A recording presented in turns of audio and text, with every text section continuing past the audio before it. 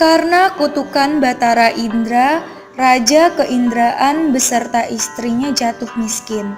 Mereka melarat dan terlunta-lunta di kerajaan antah berantah yang diperintah oleh Maharaja Indra Dewa. Setiap hari si miskin mencari sisa-sisa makanan yang sudah dibuang orang di tempat-tempat sampah. Apabila penduduk melihatnya, mereka beramai-ramai menghina, memukul, dan mengusir si miskin suami istri itu. Sehingga badan mereka luka-luka. Sedih hati si miskin sepanjang hari. Dia tak berani masuk kampung karena takut dipukul atau dilempari batu. Diambilnya daun-daun muda untuk dimakan dan untuk mengobati luka tubuhnya. Demikianlah pengalaman dan penderitaan mereka sepanjang hari. Ketika mengandung 3 bulan, istrinya mengidamkan buah mempelam, sejenis mangga yang tumbuh di halaman istana raja. Dimintanya agar suaminya meminta buah mempelam itu kepada raja.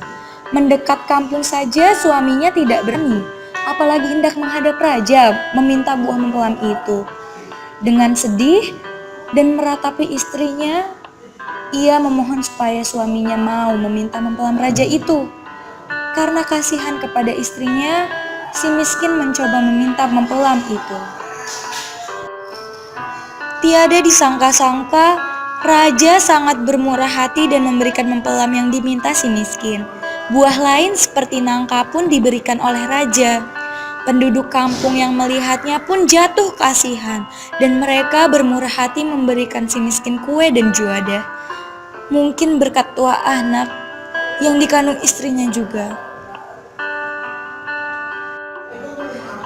Pada hari baik, setelah cukup bulannya, istri si miskin melahirkan seorang putra yang sangat elok parasnya.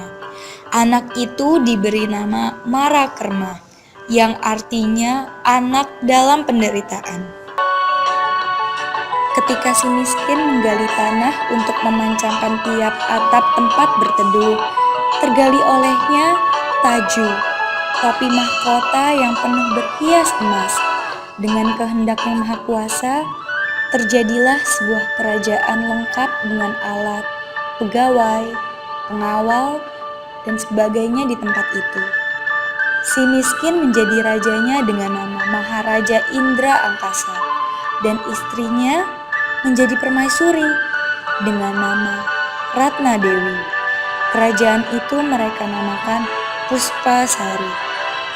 Kerajaan Puspasari terkenal kemana-mana. Pemerintahannya baik, rakyatnya aman, damai, makmur, dan sentosa.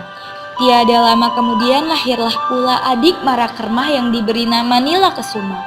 Bertambah masyhurlah kerajaan Puspasari, dan bertambah pula iri hati Maharaja entah berantah. Kemudian tersiar kabar bahwa Maharaja Indra Angkasa mencari ahli nujum untuk mengetahui peruntungan kedua anaknya kelak. Kesempatan ini dipergunakan Maharaja Indra Dewa. Semua ahli nujum dikumpulkannya dan dihasutnya supaya mengatakan pada Indra Angkasa bahwa Marakerma dan Nila Kesuma akan mendatangkan malapetaka dan akan menghancurkan kerajaan Puspasari. Semua ahli nujum mengatakan seperti yang dihasutkan oleh Maharaja Indra Dewa. Mendengar kata-kata ahli nujum itu, sangatlah murka Maharaja Indra Angkasa. Marakerma dan adiknya hendak dibunuhnya. Permaisuri Ratna Dewi menangis tersendu-sendu, memelas dan memohon kepada suaminya supaya kedua putranya jangan dibunuh. Ia tak tahan hati melihat kedua anaknya diperlakukan demikian. Dimohonnya kepada suaminya supaya dibiarkan saja kemana mereka pergi. Sambil disepak dan diterjang, pergilah kedua anak itu menggembara tanpa tujuan. Sesaat setelah mereka pergi, kerajaan Puspasari terbakar habis, semuanya musnah. Sampai di kaki bukit, berteduhlah Marakerma dengan adiknya, Nila Kesuma, di bawah sebatang pohon dalam keadaan lapar. tertangkaplah oleh Marakerma seekor burung yang sedang hinggap di dekatnya. Karena lapar, mereka hendak memakan burung itu dan berusaha hendak memasaknya terlebih dahulu. Datanglah mereka ke pondok seorang petani dan hendak meminta api untuk membakar burung itu. Tiba-tiba, mereka ditangkap petani karena dituduh hendak mencuri. Keduanya dilemparkan ke laut dan diterjang ombak ke sana kemari. Nilakesuma akhirnya terdampar di pantai dan ditemukan oleh Raja Manggindrasari, putra mahkota kerajaan Palinggam Cahaya. Nilakesuma dibawa ke istana dan kemudian dipersunting Raja Manggindrasari menjadi permaisurinya dengan gelar Putri Mayang Mengurai. Sedangkan Marakerma dibawa arus dan terdampar di pangkalan Nenek Gergasi. Kemudian ia diambil dan dimasukkan dalam kurungan di rumahnya. Kebetulan di situ telah dikurung pula putri Raja Cina bernama Cahaya Kairani yang tertangkap terlebih dahulu. Mereka ini akan dijadikan santapan sang Gergasi. Sebuah kapal besar menghampiri perahu mereka dan mereka ditangkap lalu dimasukkan ke kapal. Nahkoda kapal jatuh cinta kepada Cahaya Kairani. Cahaya Kairani pun dipaksa masuk ke kamar nahkoda dan Marakerma dilemparkan ke laut. Kapal meneruskan pelayarannya. Dalam keadaan terapung-apung, setelah kapal berlayar jauh, Marakerma ditelan seekor ikan. Ikan itu terdampar di pangkan Nenek Kebayang. Seekor burung Raja Wali terbang di atas pondok Nenek Kebayang dan memberitahukan supaya perut ikan itu yang terdampar dibuka dengan hati-hati karena di dalamnya ada seorang anak raja. Petunjuk burung itu pun diikuti Nenek Kebayang dan setelah perut ikan ditoreh, keluarlah Marakerma dari dalamnya. Mereka sama-sama senang dan gembira. Lebih-lebih Nenek Kebayang yang mendapatkan seorang putra yang baik budinya. Marakerma tinggal di rumah Nenek Kebayang dan sehari-hari turut membantu membuat karangan bunga untuk dijual. Serta karangan bunga tersebut akan dikirim ke negeri lain.